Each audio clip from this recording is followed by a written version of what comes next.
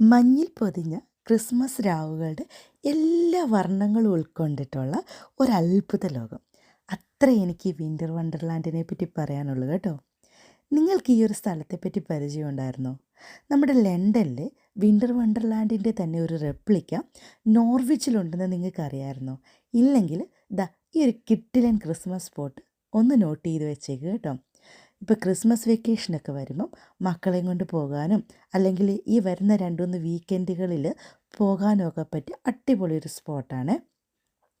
കാരണം നമുക്കറിയാം, നമ്മൾ ലണ്ടനിൽ ചെന്ന് കഴിഞ്ഞിട്ടുണ്ടെങ്കിൽ അവിടുത്തെ ഭീകരമായ ട്രാഫിക്കും അതിൻ്റെ ഇടയിൽ കൂടി കുഞ്ഞു മക്കളെയൊക്കെ വെച്ചിട്ട് നമുക്ക് എൻജോയ് ചെയ്യാനൊന്നും പറ്റത്തില്ല.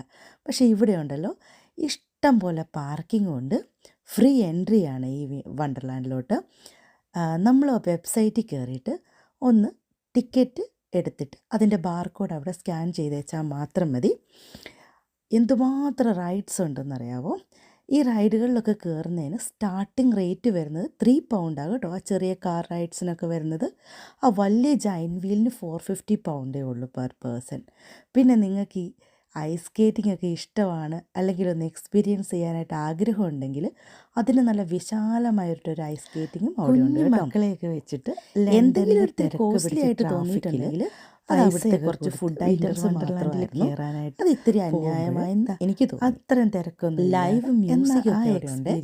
ലൈവ് മ്യൂസിക് നല്ല ബാർബിക്യൂ അടിപൊളി ഒരു സ്പോട്ട്, അടിപൊളി റൈഡ്സ് ഉണ്ട്. പിന്നെ ഫോട്ടോഗ്രാഫിയൊക്കെ ഇഷ്ടപ്പെടുന്നവർക്കാണ് പിന്നെ പറയുകയേ വേണ്ട.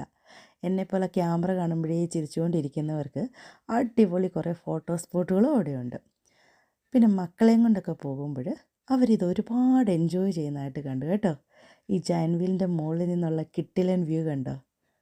അപ്പോൾ അടുത്തൊരു വീഡിയോ ആയിട്ട് കാണാം. വീഡിയോ ഇഷ്ടപ്പെട്ടെങ്കിൽ ഒന്ന് ഫോളോ ചെയ്ത് കൂടി കൊടുക്കോ. Thank you.